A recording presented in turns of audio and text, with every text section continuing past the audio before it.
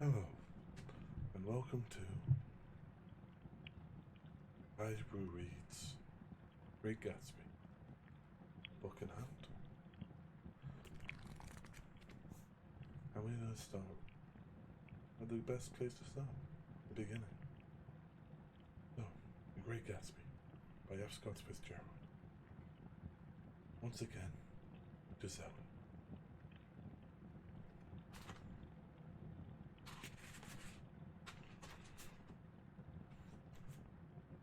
Chapter 1. In my younger and more vulnerable years, my father gave me some advice that I have been turning over in my mind ever since. Whenever you feel like criticizing anyone, he told me, just remember that all the people in this world haven't had the advantages that you've had. He didn't say any more, but we've always been unusually communicative in a reserved way, and I understand that he meant a great deal more than that. In consequence, I'm inclined to reserve all judgments, habit that has opened up many curious natures to me, and also made me the victim of not a few veteran bores. The abnormal mind is quick to detect and attach itself to this to this quality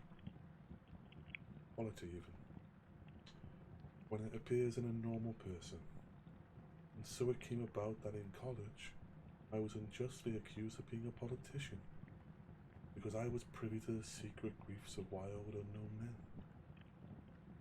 Most of the confidences were unsought. Frequently I have feigned sleep, preoccupation, or a hostile levity when I realized by some unmistakable sign that an intimate revelation was quivering on the horizon. For the intimate revelations of young men, or at least the terms in which they express them, are usually plagiaristic and marred by the obvious suppression. Reserving judgments is a matter of infinite hope. I am still a little afraid of missing something if I forget that, as my father snobbishly suggested, and I snobbishly repeat, a sense of fundamental decency is parceled out unequally at birth.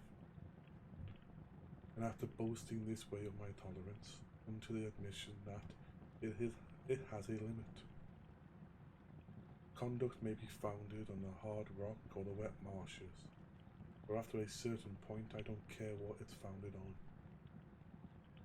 When I came back from the East last autumn, I felt that I wanted the world to be in uniform, and at a sort of moral attention forever. I wanted no more riotous excursions with privileged glimpses into the human heart. Only Gatsby, the man who gives his name to this book, was exempt from my reaction. Gatsby, who represented everything for which I have an unaffected scorn. If personality is an unbroken series of successful gestures, then there was something gorgeous about it. Some heightened sensitivity to promises of life. As if he were related to one of those intricate machines that register earthquakes 10,000 miles away. The responsiveness had nothing to do with that flabby impressionability which is dignified in the name of the creative temperament. It was an extraordinary gift for hope, a romantic readiness such as I have never found in any other person, and which it is not likely I should ever find again. No, Gatsby turned out all right at the end. It was what preyed on Gatsby.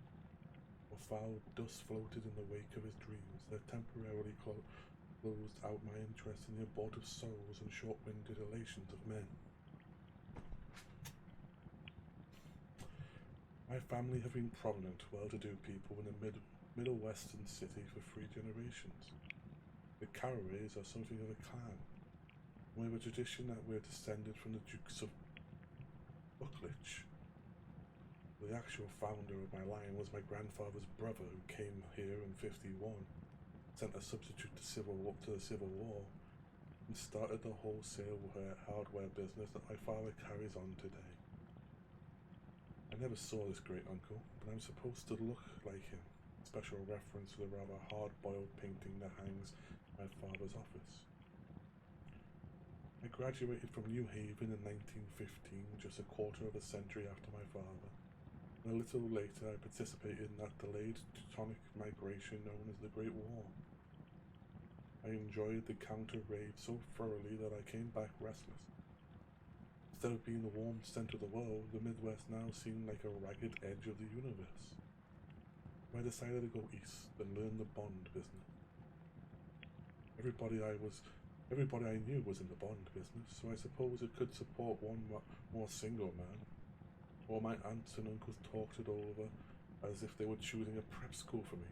Finally said, "Why, yes."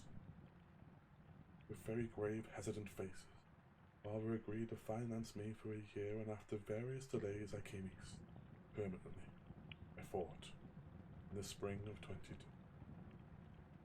Practical thing was to find rooms in the city, but it was a warm season and I had just left a country of wide lawns and friendly trees.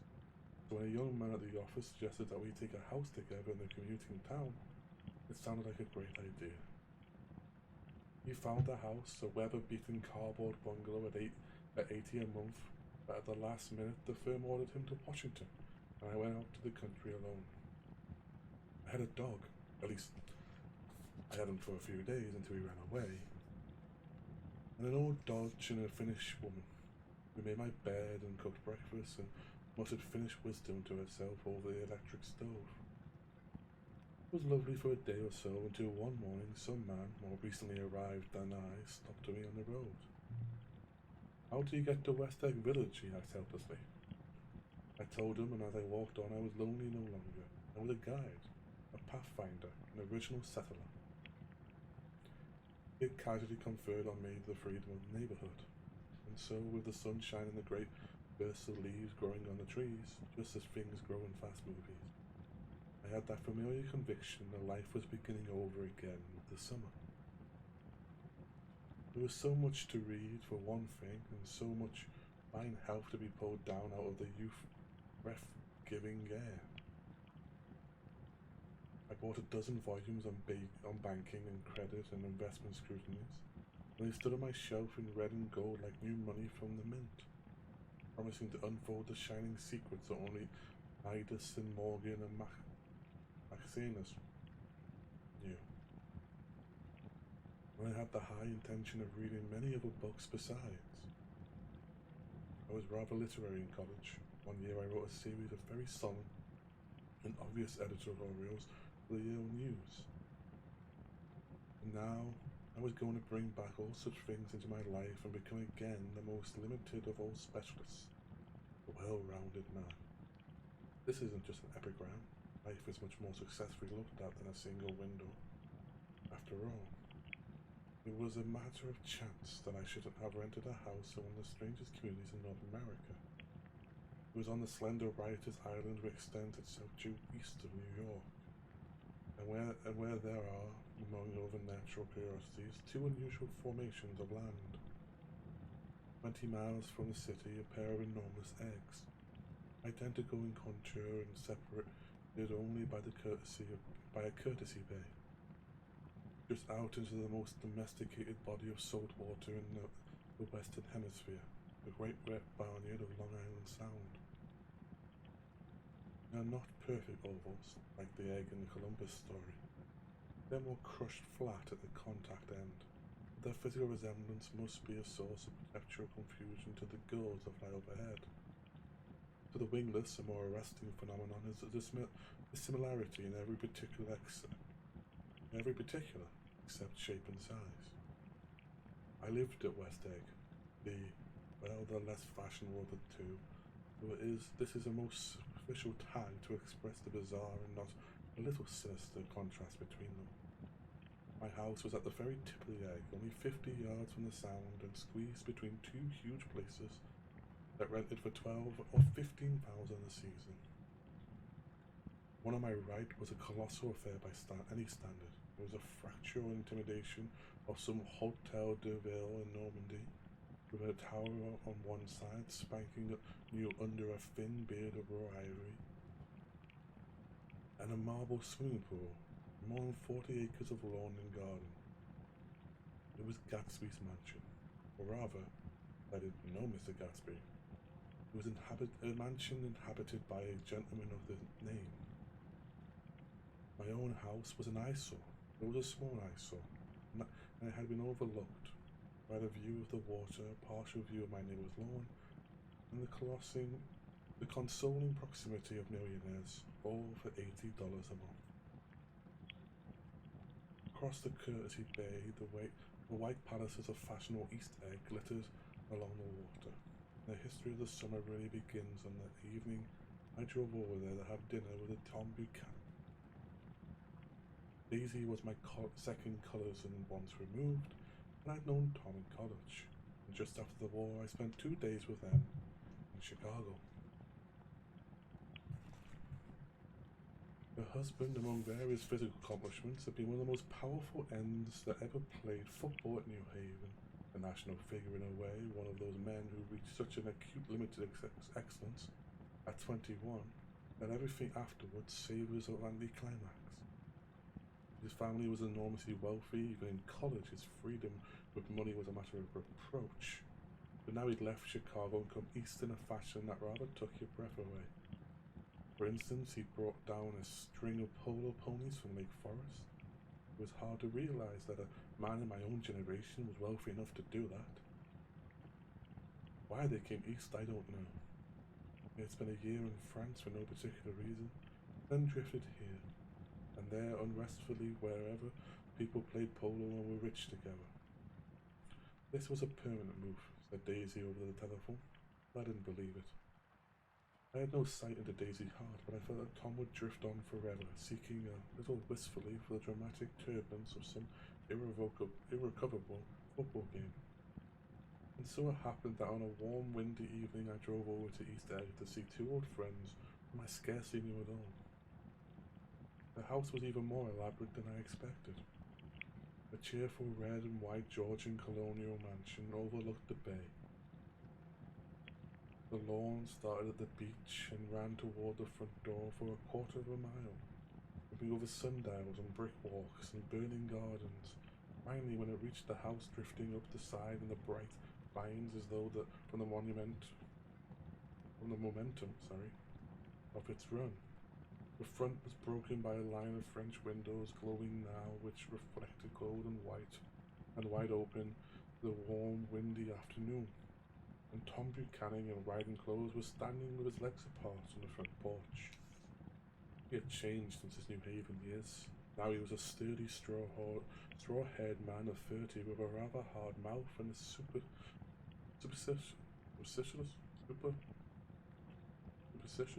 manner.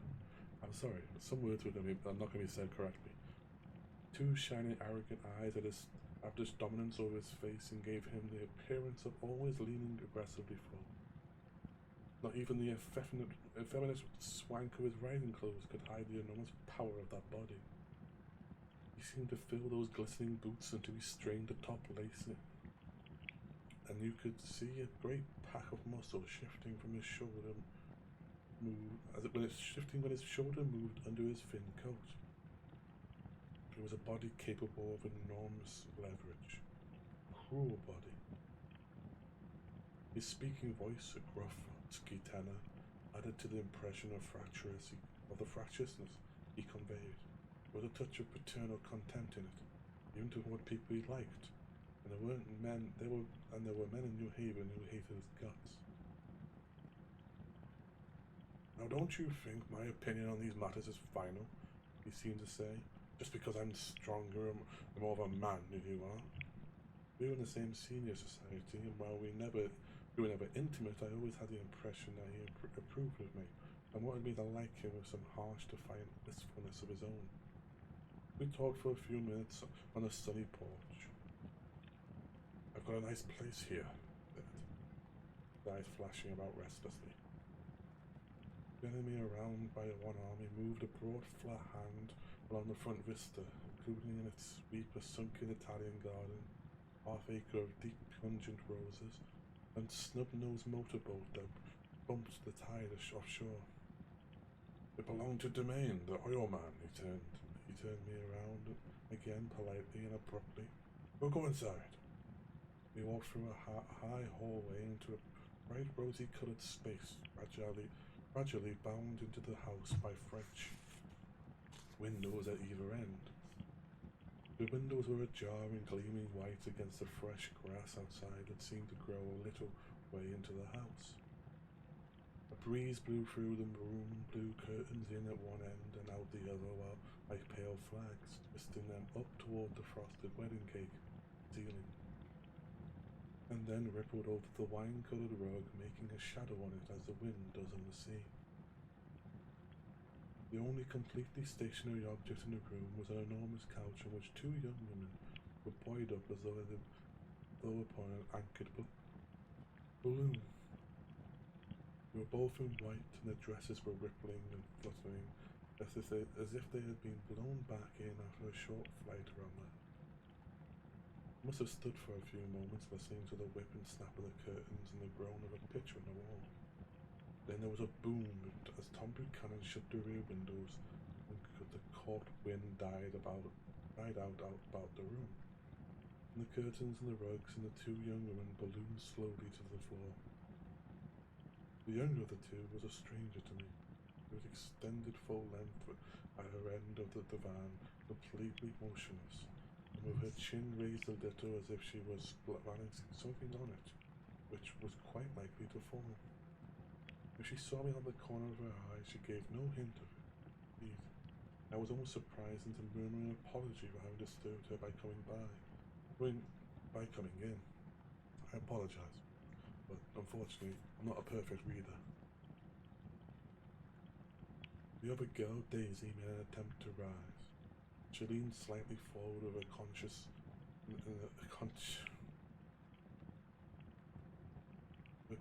expression.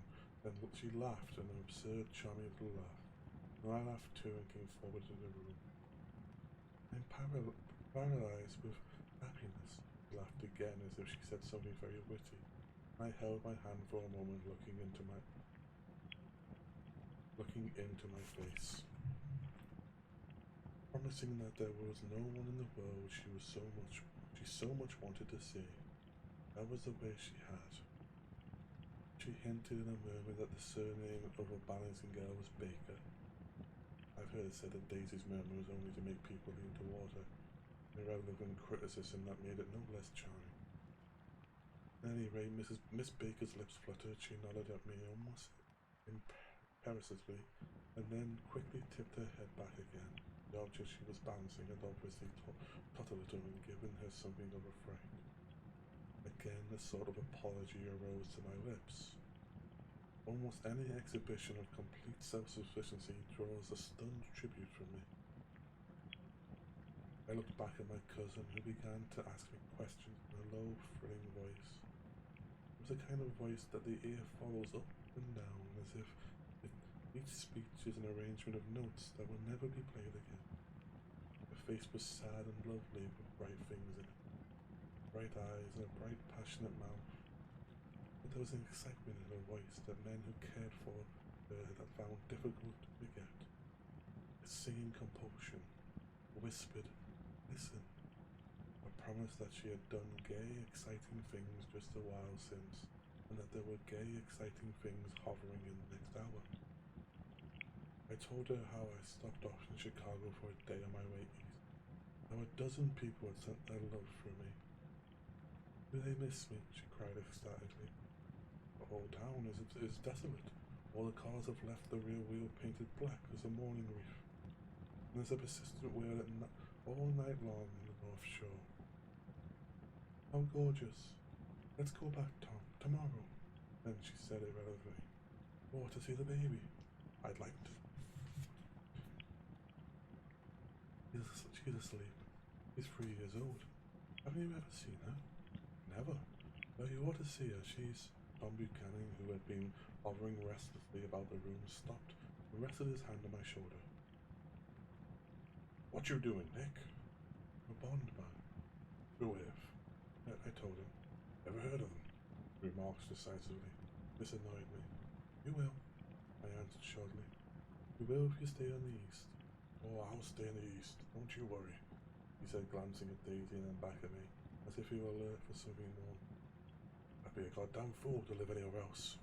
At this point, Miss Baker said, absolutely, with such suddenness that I started. It was the first word she had uttered since I came into the room. Evidently, it surprised her as much as it did me, for she yawned and then, with a series of rapid, deft movements, stood up in the room. I'm stiff, she complained. I've been lying on that sofa for as long as I can remember. Don't look at me, Daisy retorted. I've been trying to get to you to New York all afternoon. No thanks, said Miss Baker on the 4 cocktails just in from the pantry. I'm absolutely in training. The host looked at her incredulously. You are? My bad. You are? He took down his drink as if it was a drop in the bottom of a glass. Are you ever getting anything done is beyond me. I looked at Miss Baker, wondering what it was she got done. I enjoyed looking at her. She was slender, small-breasted girl in a erect carriage, which she accentuated by throwing her body backward at the shoulder like a young cadet. Her grey, sun-strained eyes looked back at me with polite, reciprocal curiosity out of a wan, charming, discontented face. It occurred to me now that I had seen her, or a picture of her, somewhere before. You live in West End, she remarked contemptuously. I know some of it. Don't know a single. You must know Gatsby.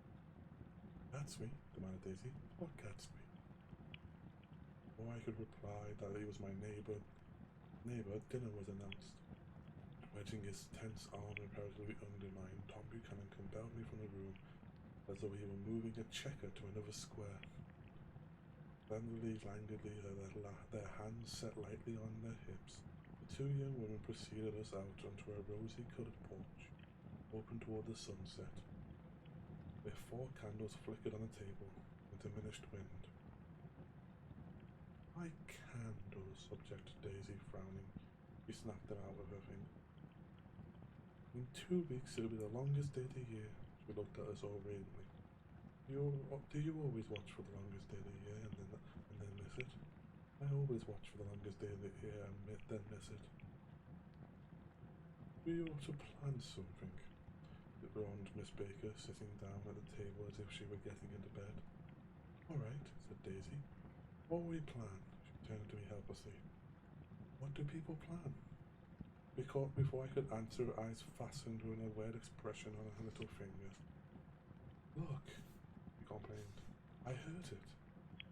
We all looked, and the knuckle was black and blue. You did it, Tom, she said accusingly.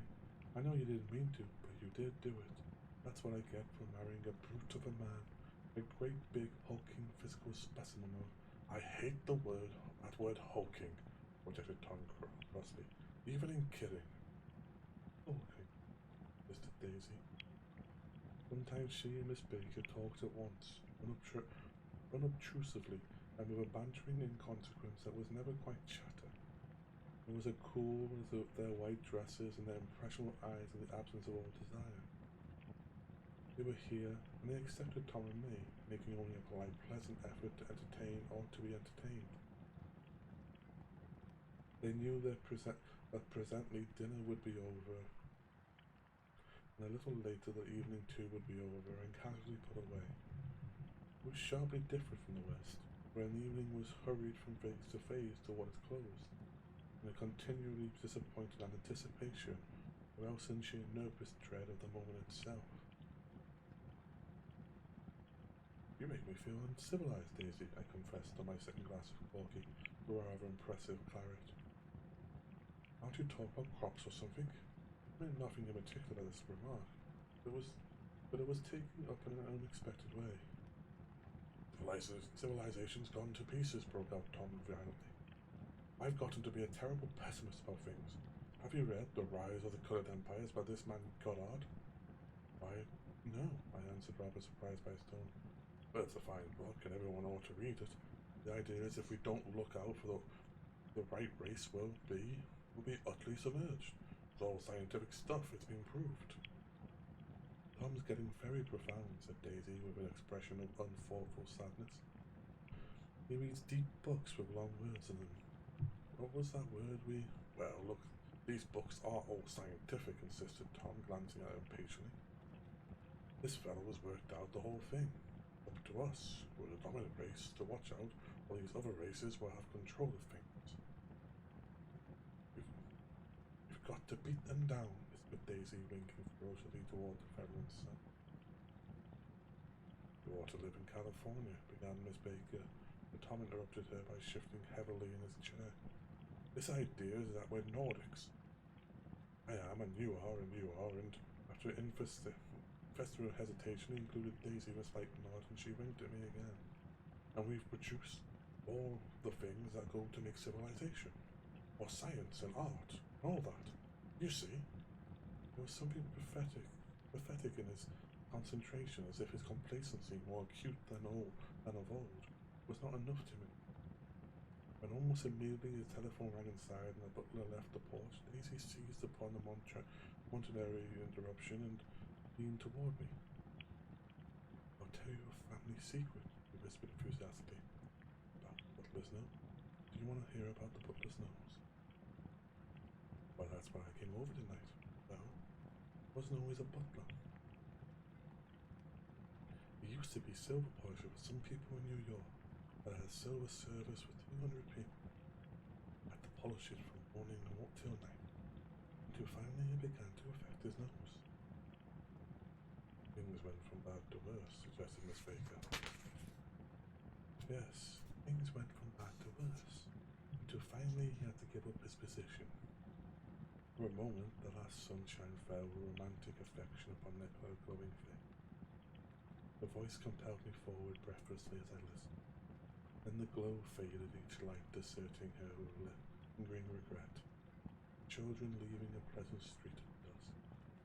The butler came back and murmured something close to Tom's ear, whereupon Tom frowned, pushed back his chair, and without a word went inside.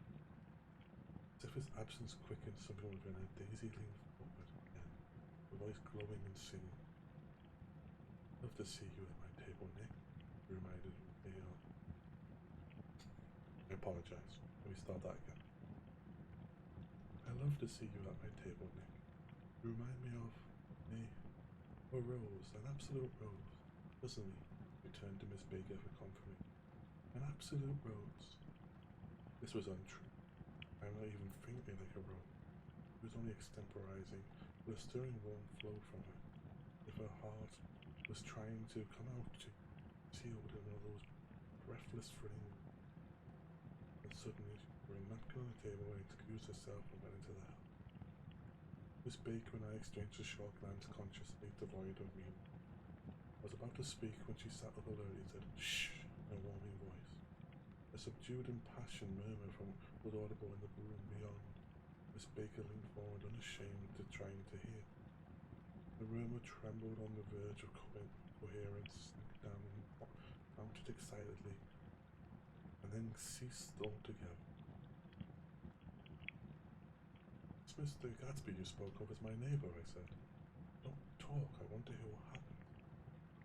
Is something happening? I inquired innocently. You mean to say you don't know? Said Miss Baker, honestly surprised. I thought everybody knew. I don't. Why? Said Hesney. Tom's got some woman in New York. Some woman? Repeated blankly. Baker nodded. I had the decency not to telephone you at dinner time, don't you? Almost before I had grasped her meaning, there was the flutter of a dress and bunch of leather boots, and Tom and Daisy were back at the table. It couldn't be helped, cried Daisy with tense gaiety. She sat down, glanced certainly at Miss Baker and then me, and continued. I looked outdoors for a minute, and very romantic out. There's a bird on the lawn that I think must be a nightingale come over on the Cunard or White Star Line. She's singing away, her voice sang. Romantic, isn't it, Tom? Very romantic, he said, and then miserably to me, if it's light enough after dinner, I want to take you down to the stables.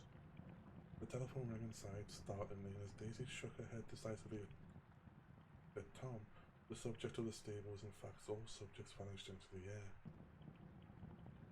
Among the broken fragments of the last 5 minutes at the table, I remember the candles being lit again, pointlessly, and I was subconscious of wanting to look squarely at everyone and yet avoid all eye. Couldn't guess what Daisy and Tom were thinking, but I doubt even Miss Baker, who seemed to have mastered a certain hardy skepticism, was able utterly to put this fifth guest's shrill metallic urgency out of her mind. To a certain temperament, the situation must have seemed intriguing. My own instinct was to telephone immediately for the police. The horses, needless to say, were not mentioned again. Tom and Miss Baker, with several feet of twilight between them, strolled back into the library as if to a vigil beside a perfectly tangible body, while trying to look pleasantly interested and a little deaf. I followed Daisy around a chain of connecting verandas to the porch in front. In its deep gloom, we sat down side by side and looked at Betty. Daisy took her face in her hand, as if feeling its lovely shape, and her eyes moved gradually out into the velvet dusk. I saw that turbulent emotions possessed her, so I asked what I thought would be some sedative questions about her little gown. We don't know each other very well, Nick, said suddenly, even if we are cousins. You didn't come to my wedding. Wasn't back from the war. That's true, she hesitated. Well, I've had a very bad time, Nick. I'm pretty cynical about everything. Evidently she had reason to be. I waited, but she didn't say any more, and after a moment I returned rather feebly to the subject of her daughter. Oh, she talks, and eats, and everything. Oh yes, she looked at me absently. Listen, Nick, let me tell you what I said when she was born. Would like to hear? Very much. I'll show you how I've gotten to feel about things. Well, she was less than an hour old, and Tom was God knows where. I woke up out of the ether with an utterly abandoned feeling, and asked the nurse right away if it was a boy or a girl. She told me it was a girl, so I turned my head away and wept. All right, I said, I'm glad it's a girl, and I hope she'll be a fool. The best thing a girl can be in this world, a beautiful little. You see, I think everything's terrible anyhow, went on in a convinced way. Everybody thinks so. The most advanced people, and I know. Been everywhere and seen everything and done everything. Her eyes flashed around in a defiant way, rather like Tom's. She laughed with a friend scorn. Sophisticated. God, I'm sophisticated. The instant her voice broke off, ceasing to compel my attention, my belief of the basic sincerity of what she had said. It made me uneasy, as though the whole evening had been a trick of some sort to exact a contributory emotion from me. I waited, and sure enough, in a moment she looked at me with an absolute smirk on her face, as if she had asserted her membership in a rather distinct secret society. She and Tom both. Inside, the crimson room bloomed with light. Tom and Miss Baker sat at either end of the long couch, and she read aloud to him from the Sunday Evening Post. The words, murmurous and uninflected, running together in a soothing tone. The lamplight, bright on his boots and dull on this autumn leaf, yellow of her hair, glinted along the paper as she turned the page with a flutter of slender muscles in her arm. When we came in, she held us silent for a moment with a lifted hand.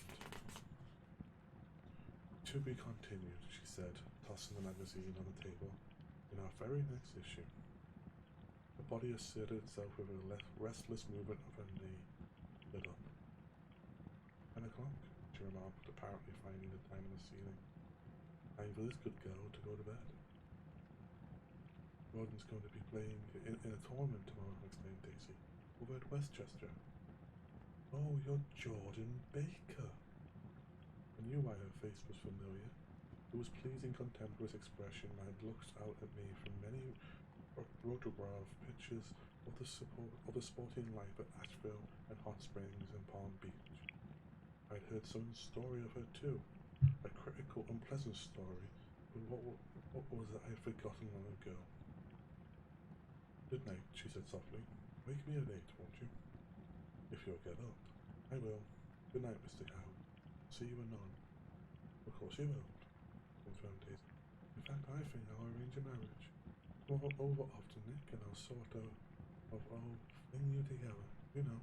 Lock you up accidentally in linen closets and push you over out to sea in a boat and all that sort of thing. Good night, called Miss Baker from the stairs. I haven't heard a word. She's a nice girl, said Tom after a moment. You ought to let her run around the country this way. You oughtn't to let her run around the country this way. You oughtn't to, inquired Daisy. The family. The family is one aunt about 1,000 years old. Besides, Nick's going to look after you, aren't you, Nick? You're going to spend lots of weekends out here in the sun this summer. I think the home influence will be very good for her. Tom and Daisy looked at each other for a moment in silence. Is she from New York? I asked quickly. From Louisville, our white girlhood was passed together there. A beautiful white. Did you give Nick a little heart-to-heart talk on the veranda? Demanded Tom suddenly. Did I? She looked at me. I can't seem to remember. I think we talked about the Nautic race. Yes, I'm sure we did. It sort of crept up on us, and first thing you know. Don't believe everything you hear, Nick, he advised me. I said lightly that I had heard nothing at all, and a few minutes later I got up to go home. Came to the door with me and stood side by side in a cheerful square of light. As I started my motor, Daisy peremptorily called, Wait! I forgot to ask you something, and it's important. We heard you were engaged to a girl out west. That's right. Well, I corroborated Tom kindly. We heard that you were engaged. It's a libel and too poor. But we heard it, hissed Daisy, surprising me by opening up again in a flower light. We heard it from 3 people. Must be true. Of course, I knew what they were referring to. I wasn't even vaguely engaged.